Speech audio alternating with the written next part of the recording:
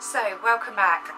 Yes, today I wanted to talk to you about healing of crystals and mainly about cleansing and general care. So, yeah, I know it's a bit of a cheat really. Maybe I should have used something smaller, but I wanted to just have something on hand that, yeah, so, you know, and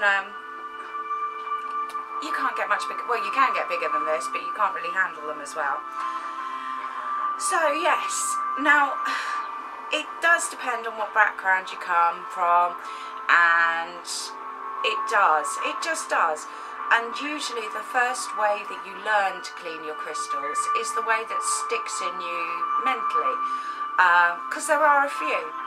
Now one of the ways I can do is I can visualise a beautiful waterfall coming through and cleansing the crystal and any negativity that the crystal has picked up to disperse into Mother Earth, wherever.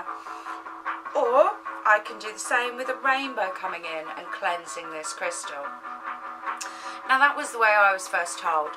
I actually prefer prayer, and I'll take you through that in a moment.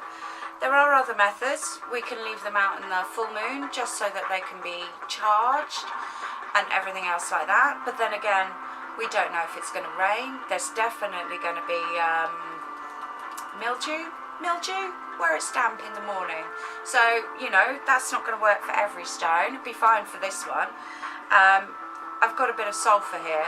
Now it's a nice enough stone, but it is very flaky.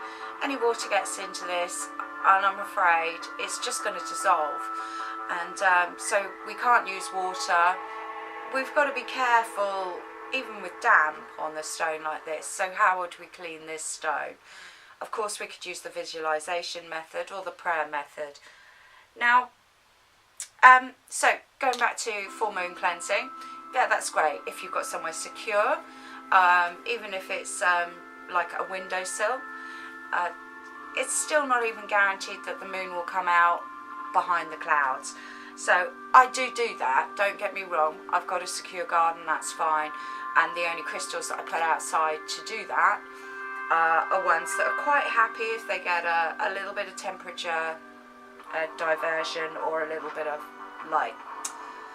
So okay, the other problem is if we do leave them for light cleansing, even if we put them out after dark and then got up before 4 o'clock in the morning here, so it would be quite bad.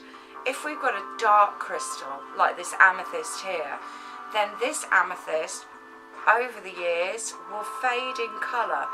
Now if I went to a shop and I bought a really dark piece of amethyst like this, they would charge me more than if I was to buy a light piece of amethyst, light in colour. So it's sort of agreed that the darker is the better.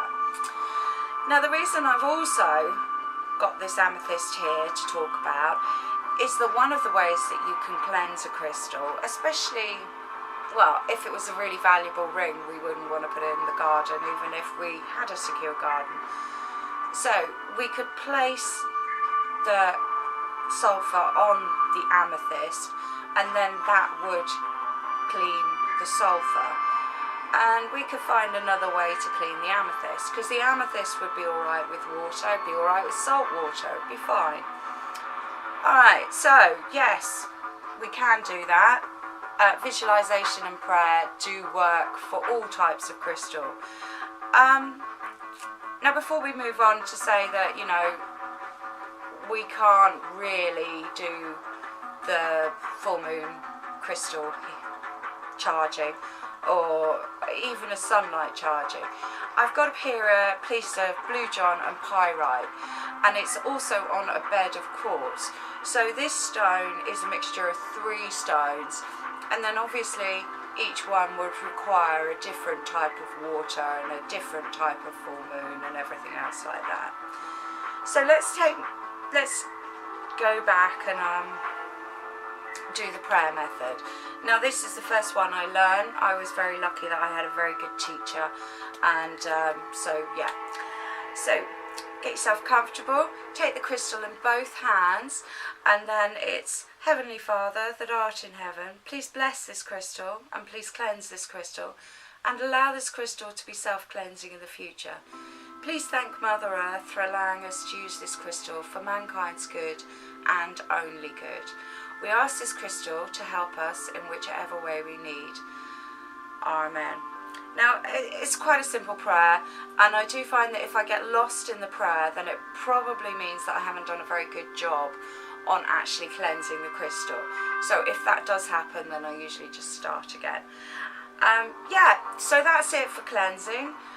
Most of them, yeah, if they've come and they're carved or something, then we can also send them healing for those of you that know how to do, say, Reiki or anything like that. So, yeah, but that's a lesson for another time. I do want to take a moment to say, you know, if you're working with a point like this, then, yeah, so it is, yeah, it's good just to have it on your lap. If you're working with slightly smaller stones, then, so in with the left hand, and then you're taking on the vibrations of the crystal, and then that is slowly changing your own vibrations, and then out with the right hand. Point like this, I wouldn't recommend pointing at anyone, just because it's not worth the risk. And yeah, well, I hope you enjoy your crystals, and thank you for taking the time to watch.